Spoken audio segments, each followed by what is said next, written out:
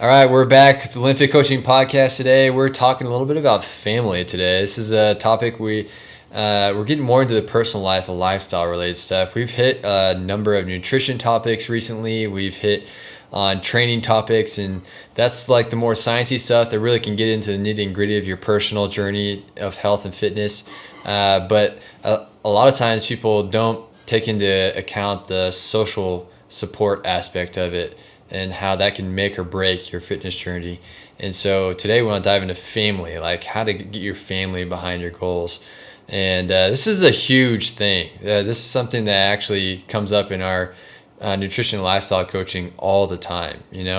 Exercise is something that you can kind of do on your own, but oftentimes, nutrition is communal, right? And so we want to dive into this today. So I'm here with Matt Donovan, and we're excited to get into this.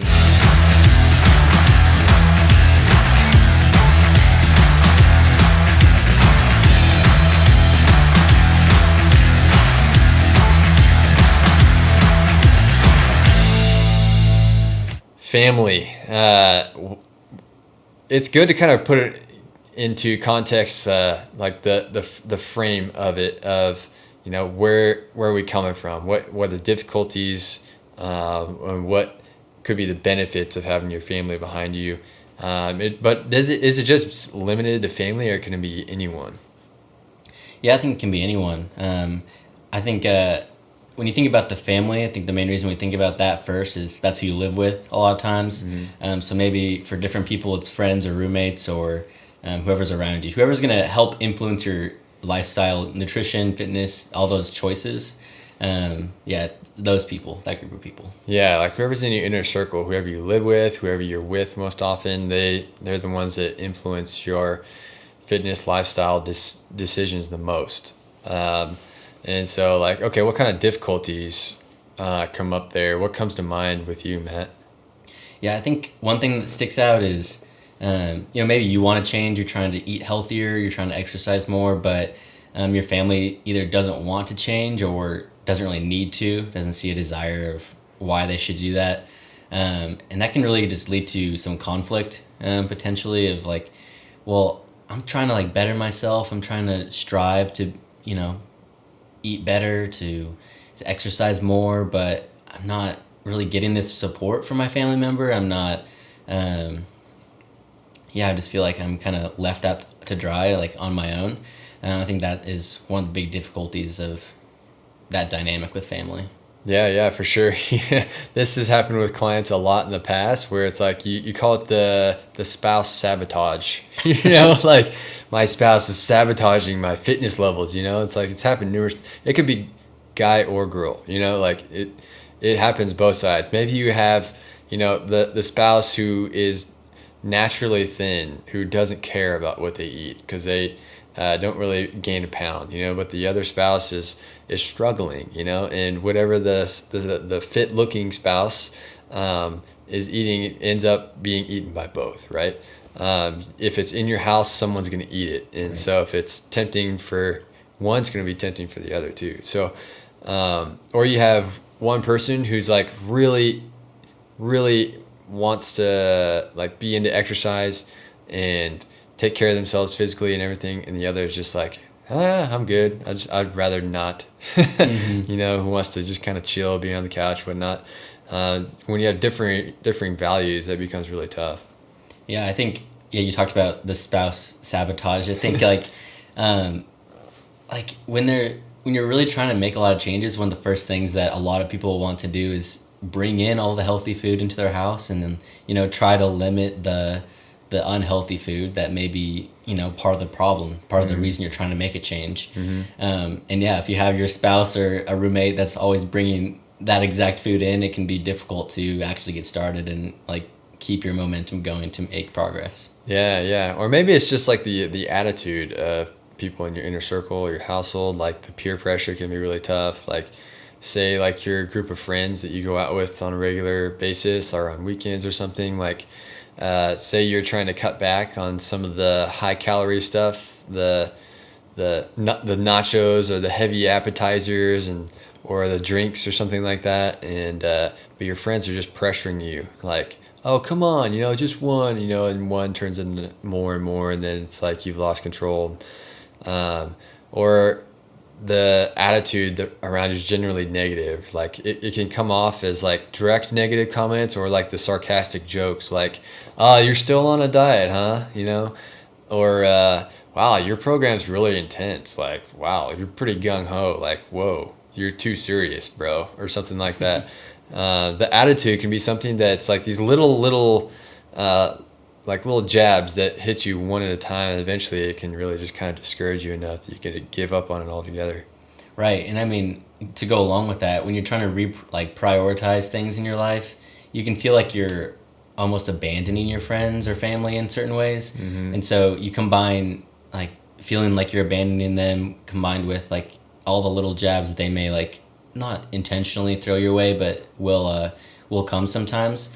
It can be tough to want to continue to make change. It can just be easier a lot of times to just go back to the way things were. You know how that was, and on days that the attitude is really strong against you, it can feel a lot easier to just go back to that. Yeah.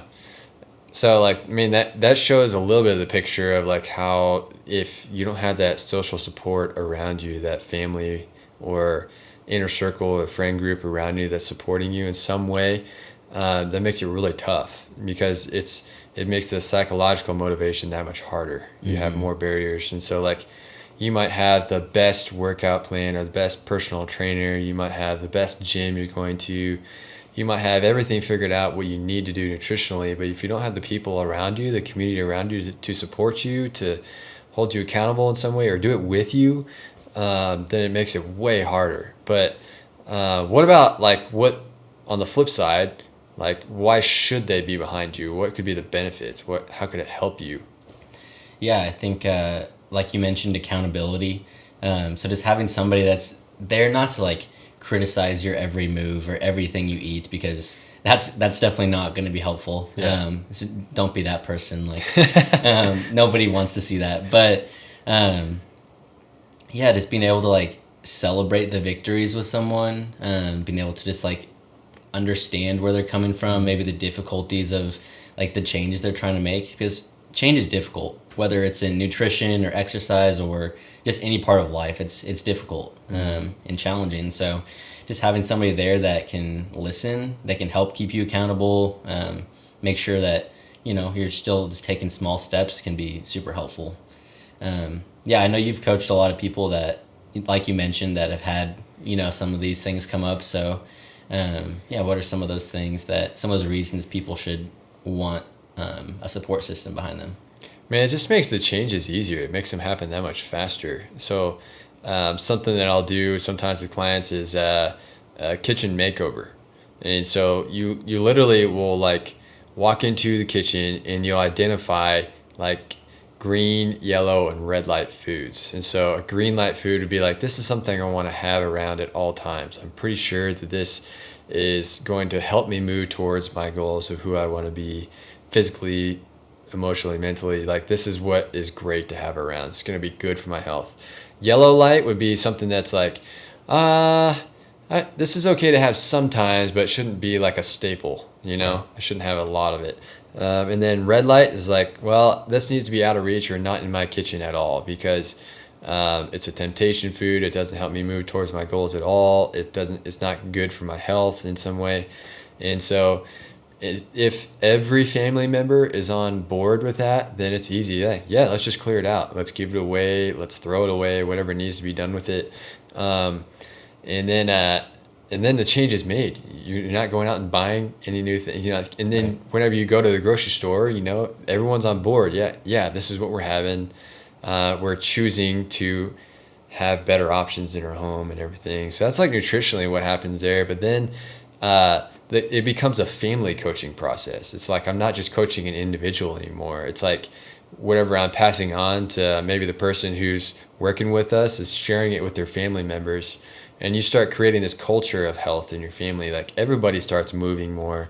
Everybody starts eating better. Everybody's noticing some physical, emotional changes, and they're feeling more energy. They're feeling greater about their health and everything. And so it creates this culture that really can affect the next generation. And I've even seen it affect the older generation as well. Like, especially like if your grandparents live with you or you're taking care of your grandparents, if you start cleaning up your lifestyle, then that affects your care that you're giving to an older dependent parent, you know. And then your kids, like if they see you doing that, you're instilling those values within them, and so it becomes this multi-generational thing, which is huge. And then it's just like the sky's the limit with what you can do as a family to like make it fun, you know, or you can make it competitive, you know, like if you have a gym community or some kind of fitness community that you're a part of, then you're supporting each other. That's why there's so many different like clubs, like a running club or a rowing club or gym clubs. You know, it helps that support happen, so it's easier to make those long-term decisions. You know, Right. Yeah, I think having that family culture of health is something that's so cool, and something that I've got to see with your family a lot. And so getting to see like your kids and your wife just like value health like you do, it really, like you all can help each other be healthy, like not just nutritionally, not just with exercise, but emotionally and spiritually and everything. You can be healthy because you're all in together. And so I think that is really cool, something that people shouldn't overlook. It's definitely really valuable.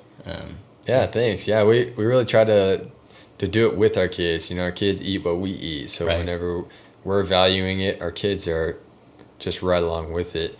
And so if, for example, if we're not having a lot of sweets, then our kids aren't having a lot of sweets, and that helps with their flavor profile, and so their taste buds are like more inclined to like vegetables, and so like they don't complain about eating vegetables because we don't have that many sweets. And of course, whenever they get sweets, they're pumped about it, you know.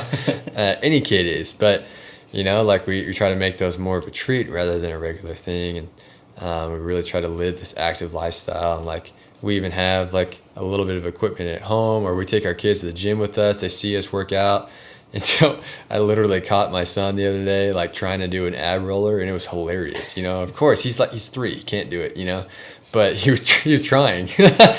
And so it's just fun to see how, like, if you value your health, it gets passed on. But and then if you're interacting with other families, like you get to sort of pay it forward, you know, as other people see how you're valuing it and having success at it, they see that it's possible. Because if you talk to most parents, of course they want to live a healthier life. They just don't know how to make it work, you know, and that's part of why we step in to help people understand that it's possible one step at a time. But right. that's just all goes into like why it's important to have that inner circle behind you, that family behind you. It's just huge for your motivation to stick with it and actually make it a lifestyle change rather than just a short phase. Absolutely. Yeah. So you mentioned like having that first step to getting people all in. So when you're coaching people, what would you say is like, if someone's family is kind of borderline, they're not necessarily like all in on this change yet, what is something you would help a client just know and understand that could help their family be more on board going forward? Well, usually a big thing that I'll do with clients is kind of understanding your why. Like, why are you doing this? And so I'll even ask like multiple questions to get to the deeper motivations of that. Like, okay, why do you want this coaching? Okay, you want to lose weight. Why is that important to you? Okay, then you get another level. It's like, okay, and if you achieve that, then what is that going to get you? You know, and so you kind of ask this. We get to the deepest heart of motivation, because that's not just for me, that's also for that individual, that client, to be like, oh wow, this is why I'm doing it, you know. Because if you really understand why you're doing it, then you'll have a little bit deeper intrinsic motivation to be able to do that.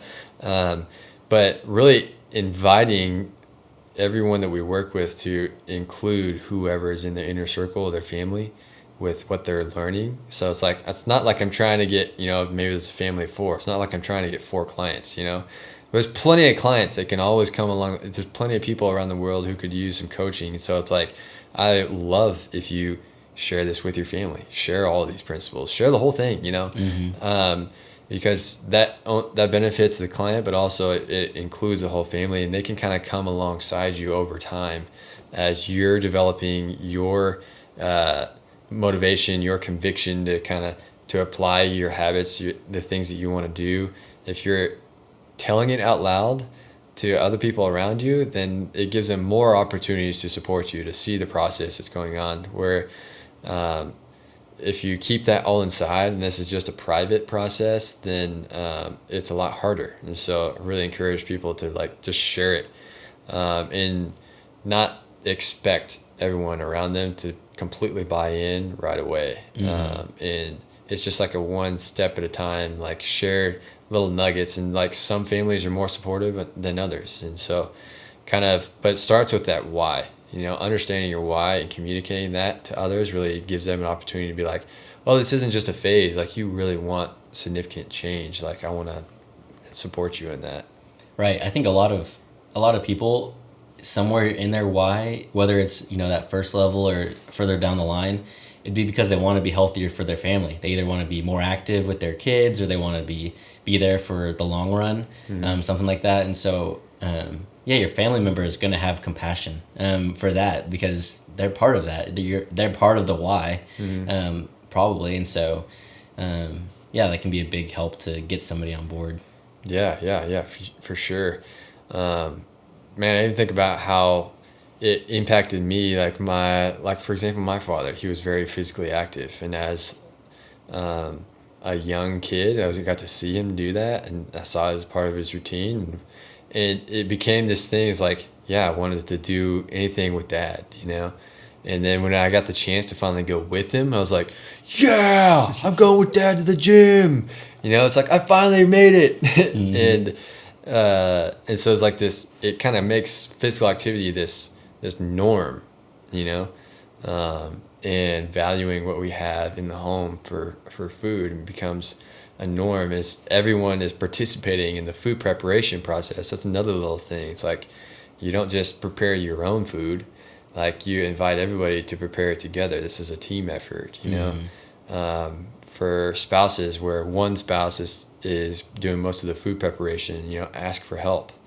And if it's a no, it's a no, but you extend that invitation, say, hey, I'm trying some new things. You want to help me with this? And so that invites, that's great for the spousal relationship, because you're doing things together, but also gives your spouse just a chance to support you and come alongside you and do it with you, and even learn some of the things you're learning, and build in some of that motivation to do it with you. And so it just becomes a journey together.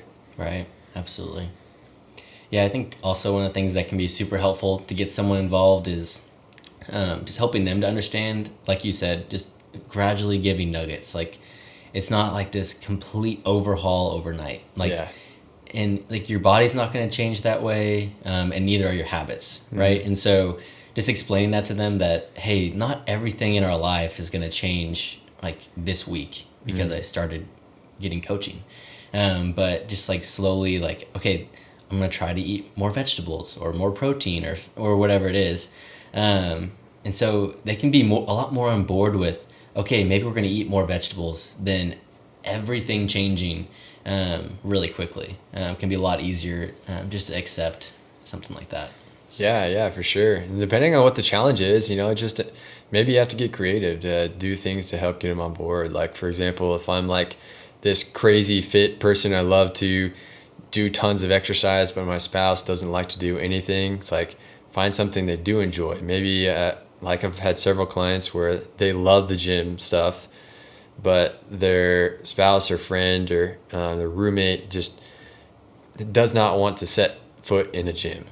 So what do they enjoy? Well, let's go for hikes, or let's go for a run, or, what can you share together? What can you do sometimes together, support each other with, and so encourage them to pursue that, and do that together sometimes. Like, finding that, creative way to support each other in the common direction, it really helps bring you together, and actually brings you closer together in relationships. Right. Absolutely.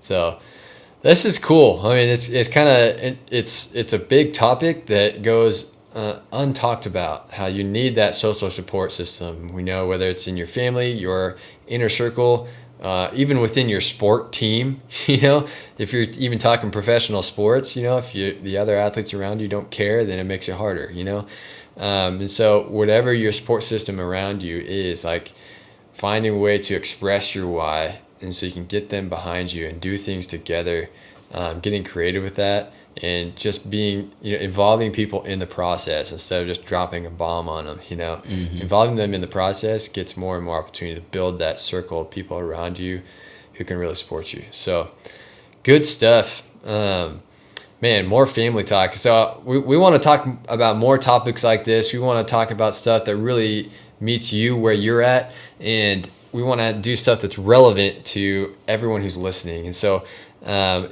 if you like what we're talking about, give us a rating on Apple Podcasts or on YouTube.